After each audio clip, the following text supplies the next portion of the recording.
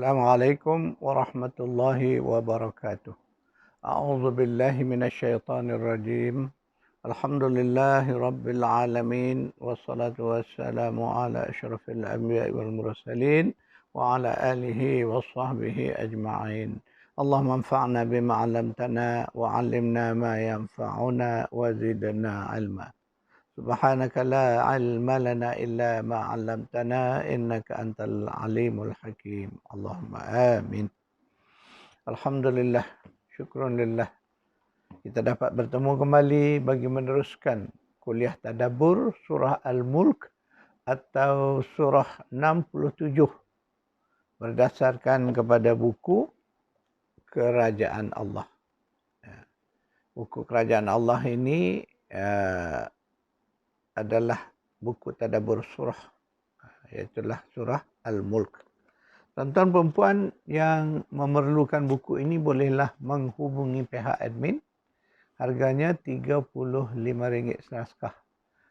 Dan boleh dapat secara online. Kita akan kirim secara pos, menggunakan pos laju. Tuan-tuan perempuan yang memiliki buku, sila buka di halaman 21. Dalam kuliah yang lalu kita telah mentadabbur ayat pertama. Kita masih lagi pada ayat pertama surah Al-Mulk. A'udzubillahi minasyaitonir rajim. Bismillahirrahmanirrahim. Tabarakalladzi biyadihil mulk wa huwa ala kulli syai'in qadir. Maha suci Allah.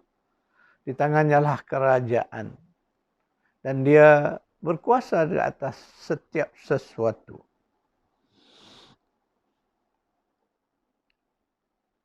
Menyambung kepada kuliah yang lalu, kita melihat bahawa Allah meminta kita supaya memerhatikan alam ini. Ya, sebagaimana kita telah membaca surah Al-Baqarah ayat 164. Dan banyak lagi ayat-ayat lain yang Allah suruh kita perhati.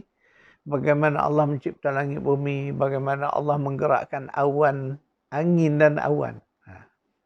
Jadi kepada orang yang mengkaji ilmu tentang cuaca, meteorologi, maka mereka akan fahamlah situasi ini. Sebab mereka ini golongan yang membaca ayat-ayat tentang angin dan awan. Bagi kita sekadar melihat. Bila awan bergerak, pastilah ada angin. Angin yang menggerakkan awan. Sebab itu Allah menyebut. Kan?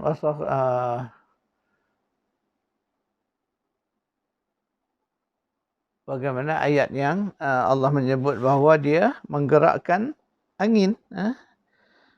Wa tasrifur riyahi was sahab baina as-sama' al-musakhkhar baina as-sama'i wal ard. Allah suruh kita memerhati bagaimana angin dan awan. Tapi agak-agak kita lah hari ini, kita perhati tak? Ya, kita melihat, tetapi kita tidak memerhati. Ada beza tu. Melihat, kita lihat. Tetapi kita tak pernah memerhati, apalagi nak berfikir tentangnya. Sedangkan golongan pakar-pakar cuaca, kaji cuaca, mereka ini golongan yang bukan sekadar melihat, memerhati, tetapi mereka mengkaji. Ya? Proses bagaimana pergerakan awan ini, bagaimana sehingga mereka dapat melakukan apa yang disebut meramalkan keadaan cuaca. Tetapi apa yang dilakukan itu pun sebab itu disebut ramalan cuaca. Maknanya tidak ada kepastian. Kerana apa? Kita tidak tahu apa yang Allah nak lakukan. Adakala ini kebiasaan kita. Adakala kita selalu memandang awan di atas langit atas kepala kita. Makna dalam kawasan kita, dalam karyah kita, dalam taman kita, kita melihat ada tompok-tompokan awan. Dan awan itu bermula dengan warna putih, kemudian bertukar menjadi kegelapan, sehinggalah akhirnya gelap. Maka hati kita gembira, rasanya tak lama lagi hujan akan turun. Tiba-tiba kita melihat awan bergerak sedikit demi sedikit ke arah lain dan hujan turun di tempat lain. Itulah hakikat kebesaran Allah. Pernahkah kita perhatikan? Allah cerita hakikat ni dalam Quran. Allah kata ketika mana kita melihat itu, Allah menentukan, mentakdirkan tempat mana yang dia nak bagi rahmat dia, nak turunkan hujan. Kita melihat awan di atas kepala kita. Awan tu semakin gelap, menjadi mendung hitam. Yang kita meramal, menjangka kita akan mendapat hujan. Tiba-tiba tak jadi hujan tempat kita, hujanlah di tempat lain. Ini situasi yang sering terjadi kepada kita. Jadi bagi orang yang memerhati, bagi orang yang mengamati dan sentiasa yaqilun, berfikir menggunakan akal ini, mereka akan melihat di situlah keagungan kerajaan Allah. Bila baca surah Al-Mulk ni, surah kerajaan Allah ni, di situ kita akan melihat kebesaran keagungan Allah Subhanahu wa taala. Jadi orang yang mengkaji ini, macam hari ni kalau kita menyebut golongan ahli sains lah. Tapi ahli sains ni pun kita nak katakan mereka ini ulul albab, tak boleh lagi. Sebab apa? Ciri-ciri albab tu dia ada dua. Selain dia berfikir, selain dia ada ilmu, dia mesti ada elemen satu lagi, zikir. Mana dia mestilah beriman. Kalau seorang ahli sains dia tak beriman kepada Allah, dia tidak juga jadi ulul albab.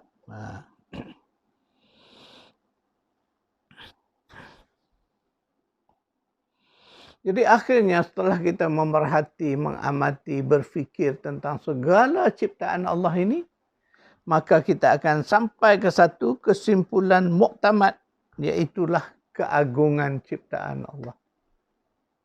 Sebab itulah ulul albab akan bertasbih memuji Allah. Subhanaka faqina azabannar. Maha suci engkau ya Allah. Jauhilah kami dari siksa neraka-Mu.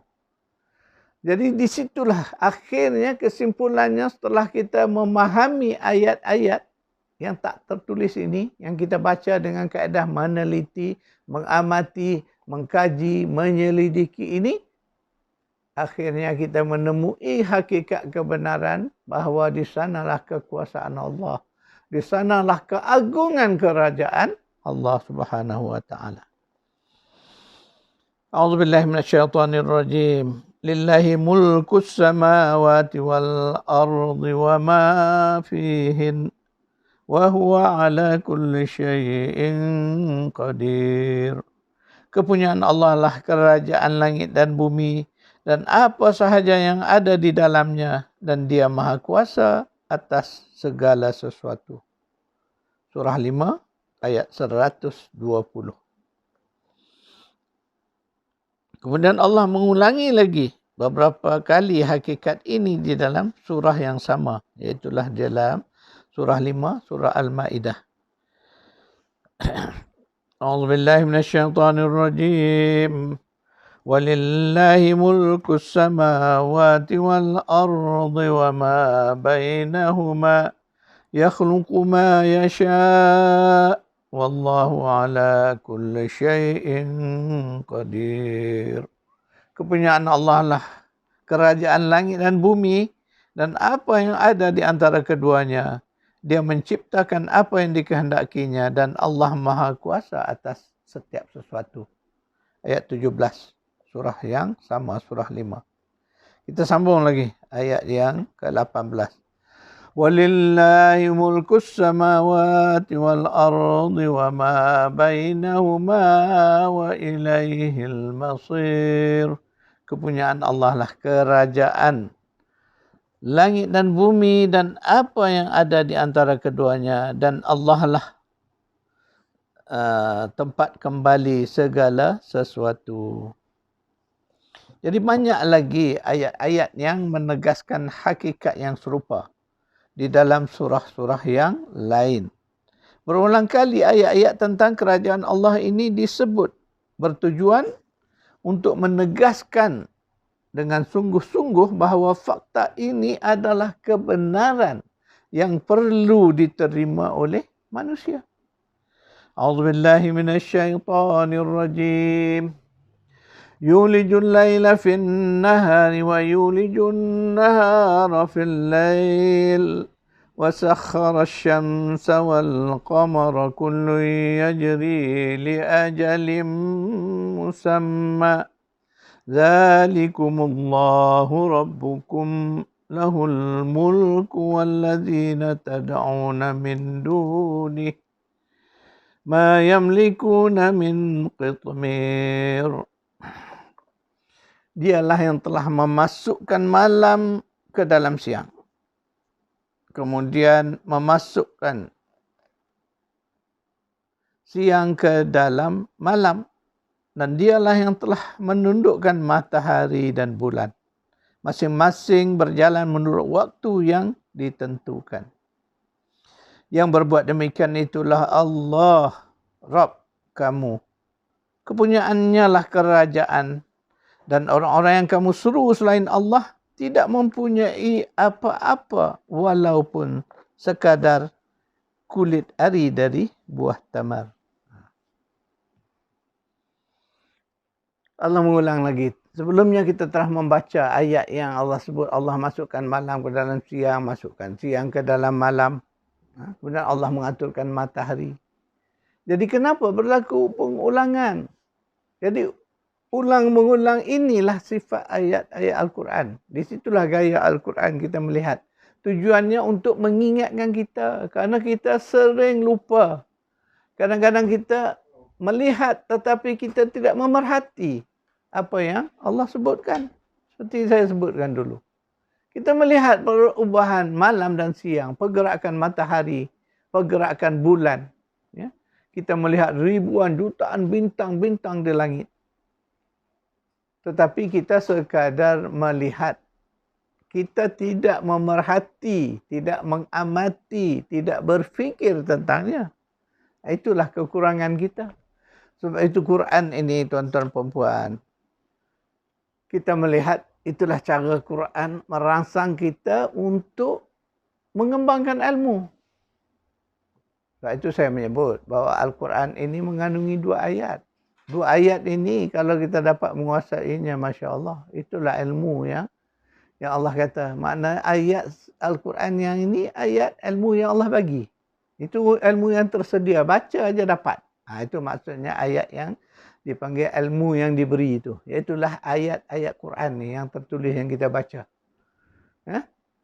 Ilmu yang Allah bagi. Sedia dah. Buka, baca, faham. Ambillah pengajaran daripadanya. Itu pun ramai di kalangan kita yang tak mampu nak melakukan. Nak membaca Al-Quran ini bukan satu kerja yang mudah. Berapa ramai kita yang tidak membaca Al-Quran. Dan ada yang membaca, kita hanya membaca. Tetapi tak faham apa makna Al-Quran. Pun ramai. Apalagi golongan yang nak memahami dengan mendalam. Mentadabur ayat-ayatnya. Lagilah kurang. Itulah isu kita sekarang sebenarnya. Sedangkan Allah kata Al-Quran ini. Inilah ilmu yang Allah bagi pada kita. Tak adalah ilmu Al-Quran ini.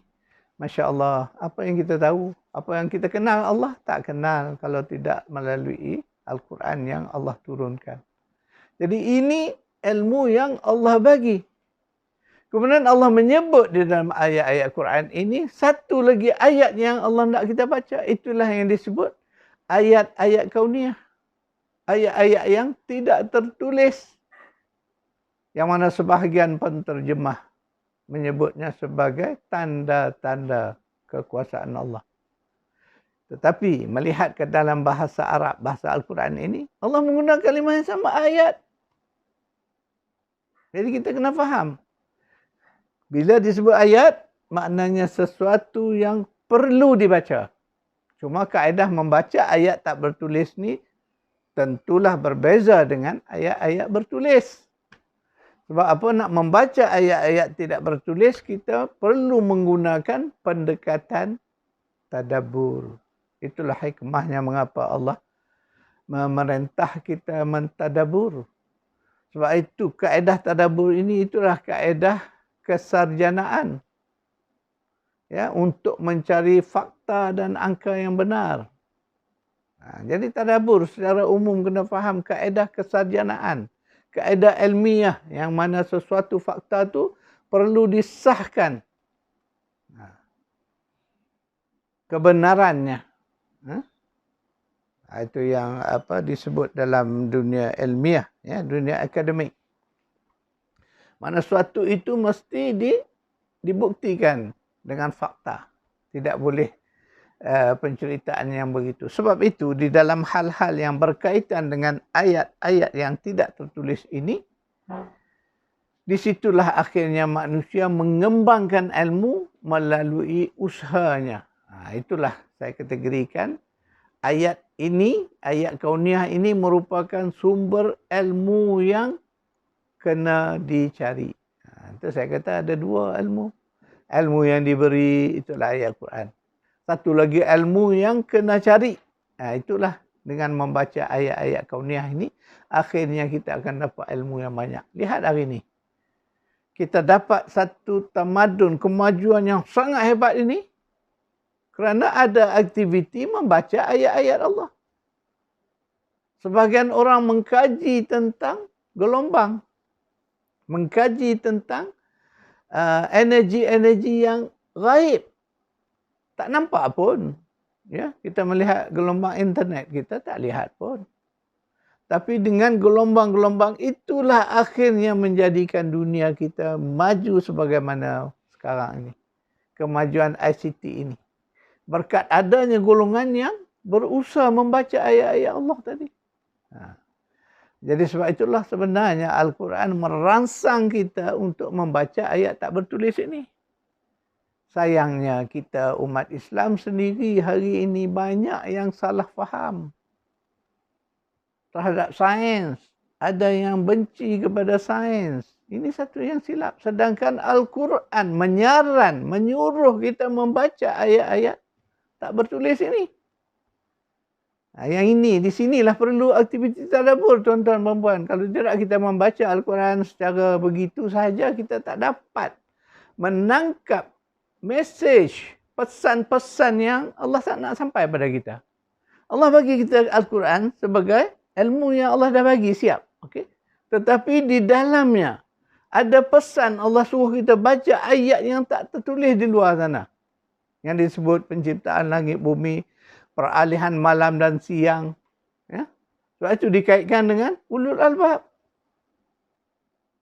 Kerana mereka ini golongan yang boleh membaca dua-duanya.